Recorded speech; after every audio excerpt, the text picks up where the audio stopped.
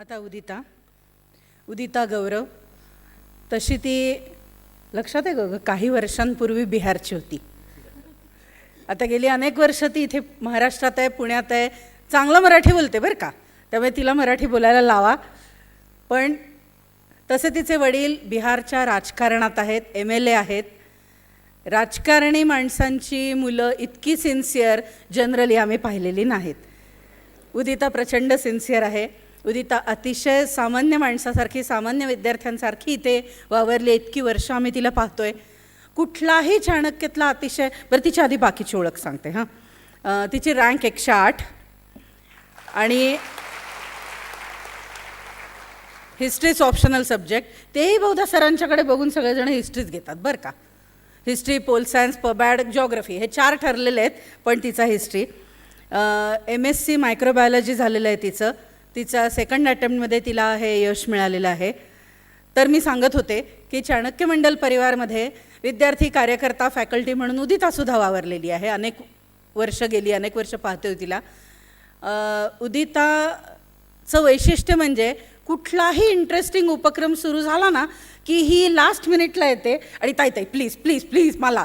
North ईस्टच्या अभ्यास दौऱ्यातही अशी last मिनिटला सगळ्यांच्यात ऐन वेळेला घुसली.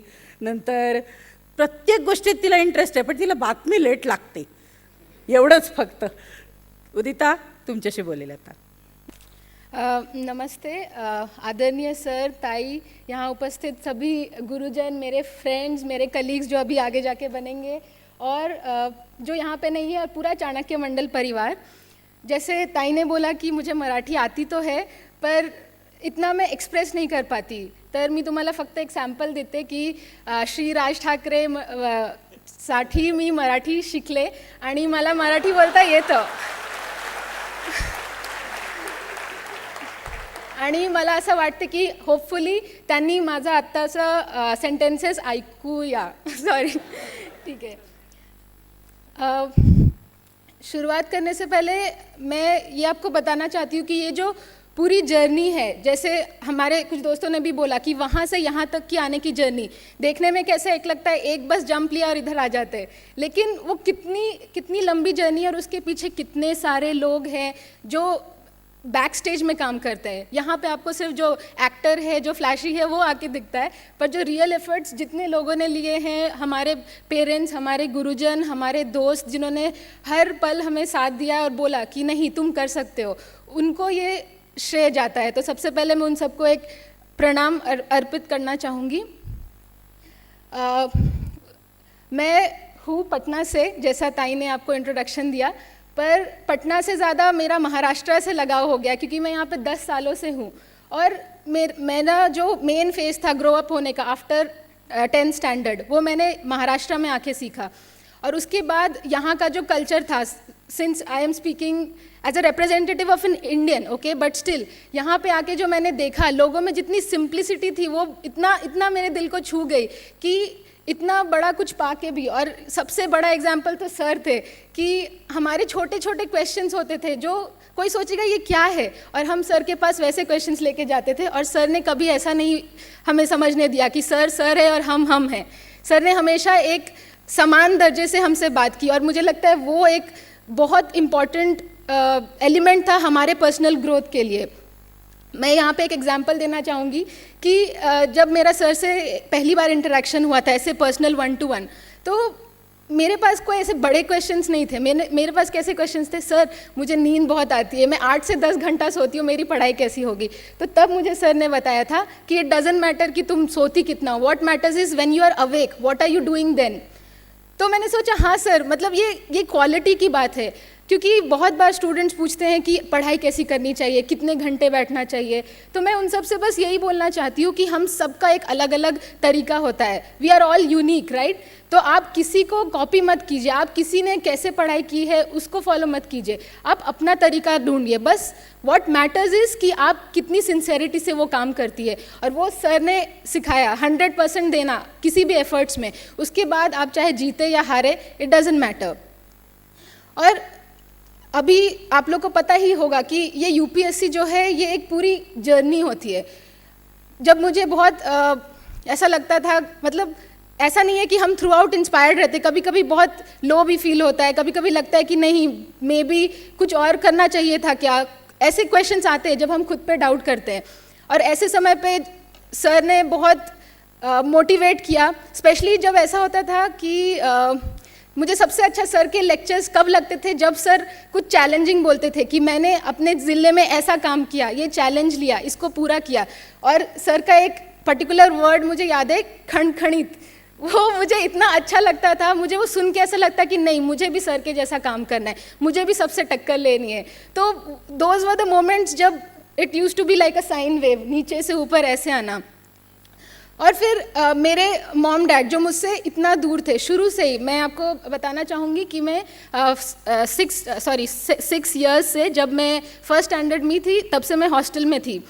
तो मेरी एजुकेशन के लिए मेरे मम्मी पापा ने इतना इन्वेस्टमेंट किया। अभी मैं बोलूँगी कि ऐसे बैंक बैलेंस देखा जाए तो हमारे पास शायद कुछ ना हो, लेकिन मेरे में जो उन्होंने इन्वेस्टमेंट किया है, मुझे अभी लगता है कि जो मैं यहाँ पे पहुँच के आपसे बात कर रही हूँ उनमें सबका हाथ है। और मेरी मम्मी पापा जिन्होंने कभी ऐसा सोचा नहीं कि इसको क्या देना है और हमें क्या देना है, कभी ऐसा नहीं सोच के मेरी पढ़ाई में उन्होंने हमेशा साथ दिया है। और यूपीएससी भी ऐसी चीज़ है कि बहुत कभी कभी लगता है कि रिस्की हो सकता है, मे बी क्या होगा, तो मुझे ऐसा लगता है कि पेरेंट्स का जो सपोर्ट होता है वो सबसे इम्पॉर्टेंट होता है। ये जो इतना लंबा प्रोसेस है उसमें बहुत लोग सवाल पूछेंगे कि क्या कर रही है आपकी बेटी, कुछ हुआ क्या, ऐसे तो पढ़ाई में बहुत अच्छी थी अब क्या हो गया, ऐसे ऐसे क्वेश्चंस आते हैं। और बहुत ऑब्वियस है क्वेश्चन भी आ जाता है, शादी कब करेगी। तो ये सब क्वेश्चंस ऐसे सुनने में लगता है कि नॉर्मल है, लेकिन जब वो पेरेंट्स और फैमिली को फेस करना पड़ता है तब लगता है कि ये बहुत हिम्मत चाहिए इन सब चीज़ों को फेस करने के लिए। तो उसके लिए मैं अपनी मॉम डैड और उनको इतना थैंक यू बोलना चाहती हूँ। और वो जो ग्रैटिट्यूड है वो मतलब जितना भी बोले वो कम होता है। तो अभी मैं जितना भी आप लोग को थैंक यू बोलूँ सबको, आप सभी जो यहाँ पे है और बहुत सारे लोग जो यहाँ पे अभी उपस्थित नहीं हैं, वो बहुत ही कम होगा।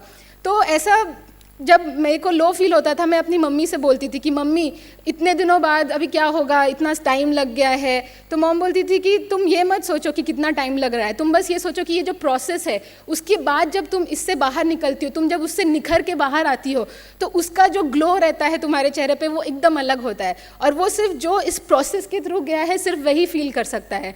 और मुझे यही उम्मीद है कि आप लोग सब भी अभी यूपीएससी के प्रिपरेशन पे किसी ना किसी स्टेज पे होंगे या अभी उसमें प्रिपेयर होने का निर्णय लेंगे। और जब आप ये प्रोसेस कंप्लीट करेंगे, जब आप भी स्टेज पे आके सर के साथ बैठेंगे या ताई के साथ बैठेंगे, तब आपको लगेगा कि हाँ जो मैंने इतने साल इसमें लगाए या कुछ महीने लगाए वरुण के जैसे, वो कितना लाइफ चेंजिंग होता है। उसके मैं आपको कुछ प्रसंग बताना चाहती हूँ कि मुझे कब ऐसा फील होता था कि यूपीएससी क्यों करना चाहिए। फर्स्ट ऑफ ऑल, जैसे ऋषिकेश ने बताया कि ये the process of seeking knowledge. जब मैं छोटी थी तब मुझे ऐसा लगता था कि मैं सारे सब्जेक्ट्स पढ़ लूँ, मुझे साइंस भी अच्छा लगता है, आर्ट्स भी अच्छा लगता है और पता नहीं क्या क्या, कभी कभी ऐसे क्या नासा जाना है, ये जाना है, वो बचपन तक होता ही था सबका सपना, डॉक्टर भी बनना है, इंजीनियर भी बनना है। तो मैंने सोचा कि ऐसा क्या हो सकता है जिससे मुझे इतनी ज़्यादा वैरायटी मिले, मुझे सब कुछ पढ़ने को मिल जाए। तो यूपीएससी का जब सिलेबस, ऑफकोर्स बचपन में तो नहीं देखा था मैंने, 2011 में देखा, लेकिन मुझे वो नॉलेज का जो हंगर था वो फर्स्ट ऑफ ऑल यहाँ पे आके चाणक्य मंडल में परिवार में आके जो मिला, सर के थ्रू मिला। और सर जब लेक्चर्स लेते थे तो मुझे लगता था सर आपने ऐसी इतनी सारी बुक्स कैसे पढ़ ली, मतलब इतना इंस्पिरेशन था सर के थ्रू। और यही प्रोसेस यूपीएससी का भी है कि आपको इतना कुछ पढ़ने को मिलेगा, इतना कुछ सीखने को मिलेगा कि उससे आपकी पर्सनालिटी बिल्कुल एनरिच हो जाती है, सभी से आप अलग हो जाते हैं। तो ये मैं इंस्पिरेशन की बात कर रही थी। तो बहुत बार मैंने ऐसे रास्ते पे बहुत सारे लोगों को देखा है कि जो ऐसे कभी बहुत एल्डरली लोग हैं जो मुझसे आके बोलेंगे प्लीज़ पैसे दे दो। तो ऐसे देख के लगता था कि क्या हुआ है, इनके भी तो बच्चे होंगे, इनके भी तो कितने सारे रिलेटिव्स होंगे, फिर अभी ये ऐसे रास्ते में क्यों है। फिर कुछ बच्चे आके ऐसे आपको सबको एक्सपीरियंस हुआ होगा कि वो आके पैसे मांगते हैं।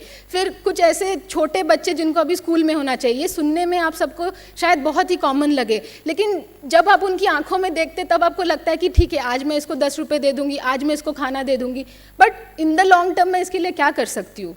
कुछ नहीं कर सकती जब तक मेरे हाथ में, अभी मैं इसको ऐसे नहीं बोलूँगी कि पावर, लेकिन आपको पता है कि जब तक अपने हाथ में कुछ सॉलिड नहीं हो, जब तक आप इस काबिल नहीं बन जाते कि लोग आपकी बात आके सुने, तब तक आप इन लोगों के लिए चाह कर भी कुछ नहीं कर सकते। ये सब सोच के मैंने सोचा कि एक यूपीएससी ही एक जरिया है जिसके थ्रू मैं कर सकती हूँ। और जब हम सर के एग्जाम्पल सुनते थे कि उन्होंने किस तरह से लोगों के लाइफ में चेंज लाया है, छोटी छोटी चीज़ें, और यहाँ पे सबसे रेलेवेंट चीज़ क्या है कि मुझे तो ऐसा लगता है कि यूपीएससी में जो GS4 का पेपर हुआ है वो सिर्फ चाणक्य मंडल परिवार के लोगों के लिए हुआ है।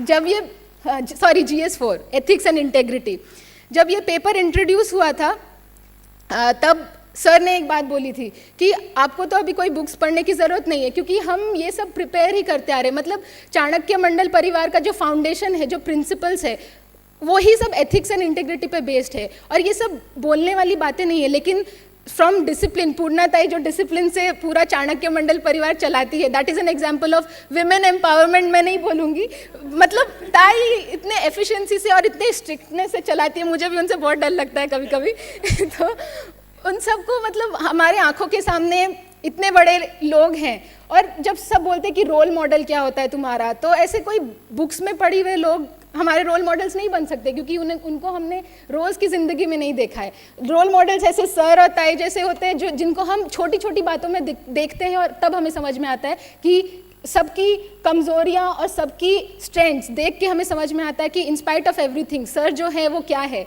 तो ये सब बहुत इम्पॉर्टेंट इंस्पिरेशन था मेरे लिए। और मेरी मम्मी, जिन्होंने, मतलब ऐसा मुझे बहुत लोग पूछते थे कि तुम शुरू से हॉस्टल में हो तो तुम्हारे मॉम डैड के तुमसे प्यार नहीं करते। मैंने बोलता मेरे मॉम डैड मुझसे ज़्यादा प्यार करते, मे बी इसीलिए उन्होंने हिम्मत करके मुझे हॉस्टल में रखा हुआ है, ताकि मैं पढ़ लिख कर एक दिन कुछ बन जाऊँ। और आज जब मैं यहाँ पर खड़ी हूँ तो मुझे ऐसा लगता है कि जितने ही दिन मेरे मम्मी डैडी ने मेरे लिए दिल पे पत्थर रख के उन्होंने बोला होगा कि नहीं तुम पढ़ाई करो, तुम मत आओ, मेरे को कभी देखने नहीं दिया कि उनको कैसा लग रहा है। तो मुझे लगता है ये सब उसका एक आउटकम है।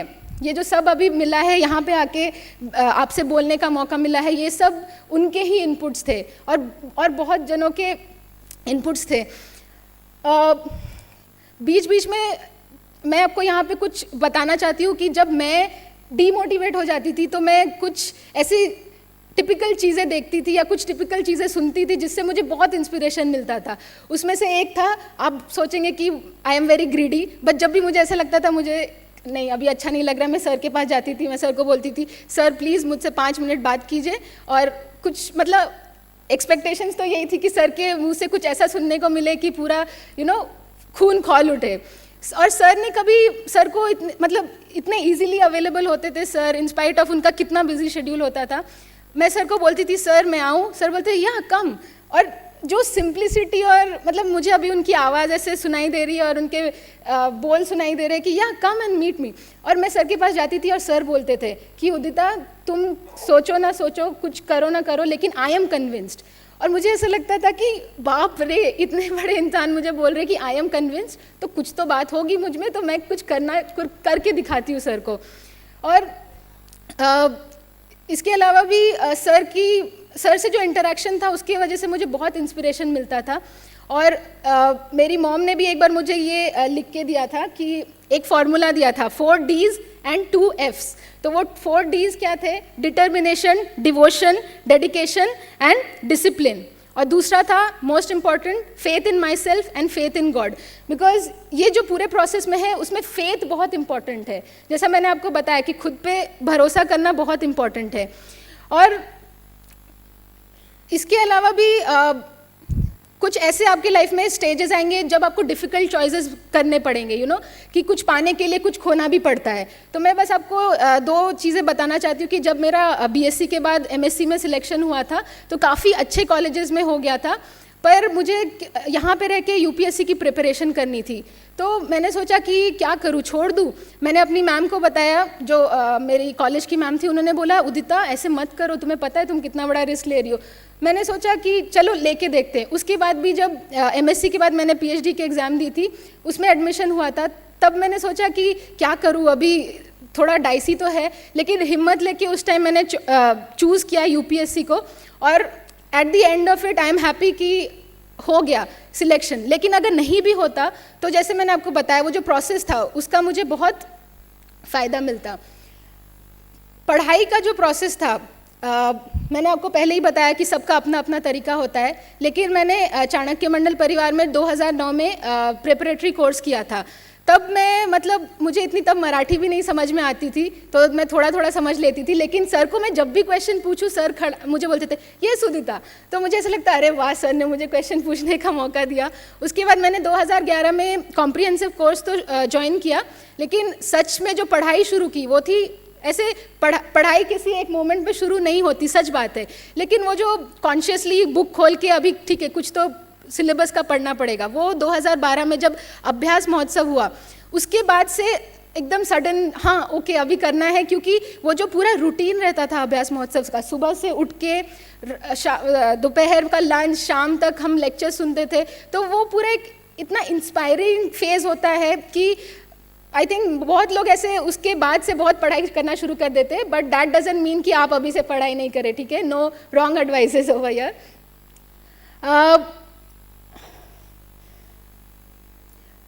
तो मतलब मैं क्या इतना I am a bit emotional also, but over here एक और चीज़ मैं आपको बताना चाहूँगी कि ये जो पढ़ाई की चीज़, ये जो पढ़ाई का प्रोसेस था वो एक आइसोलेशन में प्रोसेस नहीं था, उसके लिए बहुत कुछ मैटर करता है, simple things like good food, good place to study and everything, right environment. तो उसके लिए मतलब अभी हम लोग जब दिल्ली में गए थे वहाँ पे भी देखा, यहाँ पे भी देखा है बहुत सारे, तो आप जब दूसरे जगहों पे जाते हैं तो आपको कैसा लगता है, क्लासरूम लगता है, राइट। और यहाँ पे भी मतलब मैंने अपने कुछ दोस्तों को देखा था जो ऐसे स्टडी रूम में पढ़ते थे, तो मुझे ऐसे उन पर बहुत दया आती थी कि बेचारे स्टडी रूम के लिए इधर उधर भाग रहे हैं कि नहीं हमें स्टडी रूम नहीं मिल रहा है, ये नहीं मिल रहा है। और मुझे इतनी सिंपल सी बात है, लेकिन I used to feel so lucky कि मैं यहाँ पे हूँ, क्योंकि ताई और सर ने कभी हमें रोका नहीं, आप प्रीलिम्स हो नहीं हो, कब आओ, कौन से स्टेज पे हो, चाणक्य मंडल परिवार का जो वास्तु थी वो हमेशा हमारे लिए खुली रहती थी। और वहाँ का एक पर्टिकुलर कक्ष है, शेतकरी कक्ष, जो मेरे लिए वो इतना सेंटिमेंटल जगह है कि मैं वहाँ पे जाती हूँ तो मुझे ऐसा लगता था बाप रे, इन्हीं दीवारों पे कितनी सारी मेमोरीज जुड़ी हुई है, कितनी पढ़ाई की है यहाँ पे, सुबह शाम कितना डेडिकेशन से जो भी किया है। तो मैं उसके लिए मैंने एक पोएम लिखी थी, हिंदी में है और थोड़ी अटपटी सी भी आपको लगे शायद, तो मैं वो पोएम पढ़ना चाहूँगी। And I am not a very good poet, so please मुझे माफ़ कीजिएगा। स्कूल की क्लासरूमों से, कॉलेज की बिल्डिंग से जितना प्यार किया, उससे बढ़कर इससे जुड़ा है हमारा नाता। यहाँ जब मैंने पहली बार कदम रखा तब कहाँ पता था कि एक दिन यही जगह एक दूसरा घर बन जाएगी, ज़िंदगी को एक ऐसा मोड़ देगी, ज़िंदगी की पाठशाला के कुछ सबसे अहम सबक यहीं मिलेंगे, उसे जीने की ढांचे यहीं तैयार होंगे। सभी मौसम देखे हैं यहाँ पे, कभी खुशियों के पल तो कभी उनके इंतज़ार में, सभी एक दूसरे का हौसला बढ़ाते हुए बढ़ते हैं आगे, पीछे छूट भी जाएं तो फिर से हौसलों को बुलंद करने वापस भी आ जाते हैं यहीं। जब सब अपने किताबों में घुसकर आने वाले पलों के बुलंद सपने देखते हैं तो ये दीवारें भी उनका साथ निभाती हैं, जैसे गा रही हो ये हौसला कैसे रुके। और सभी अपने आशियाओं से दूर होकर भी पास रहते हैं, जाने पहचाने से चेहरे जैसे एक दिलासा देते हो, हम हैं ना कुछ पल ही सही मगर सफ़र में साथ तो चलेंगे। और इस पॉइंट पे मैं बोलना चाहती हूँ कि यहाँ पे आप लोगों में और यहाँ पे इतने सारे लोग बैठे हुए, ये ही हम सफ़र थे इस जर्नी में, जिन्होंने जब भी डाउन फील हुआ उन्होंने बोला कि नहीं तुम कर सकते हो। न जाने कितने दिन काटे हैं यहाँ, सुबह के उगते हुए सूरज से ढलते हुए शाम तक, सुबह की पहली किरण और रात की चांदनी दोनों ही देखे हैं यहाँ। पंछियों की चहचहाहट ही सबकी चुप्पी का साथ निभाती थी, मानो बोल रही हो जैसे तुम भी अपने पंख फैला के उड़ो आसमां में एक दिन, अभी उसी की नींव तैयार कर लो। जब भी खुद को अकेला पाया यहीं पे आके पनाह ली।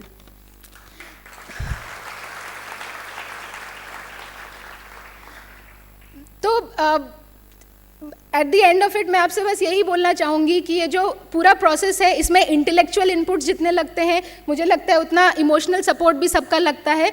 और अभी मैं सिर्फ सबको थैंक यू बोलना चाहती हूँ, सर को, टाई को, जिन्होंने मुझे यहाँ पे आके बोलने का मौका दिया, और मेरे सभी दोस्त जिन्होंने मेरा साथ निभाया, और मेरे सबसे बड़ा प्रणाम मैं अपने मम्मी पापा को देना चाहती हूँ, जिन्होंने थ्रू आउट सिर्फ मुझे ही एक इन्वेस्टमेंट समझ के मुझ में इन्वेस्टमेंट किया और कहीं सेविंग्स अकाउंट्स और कुछ ऐसे नहीं किया। Thank you so much.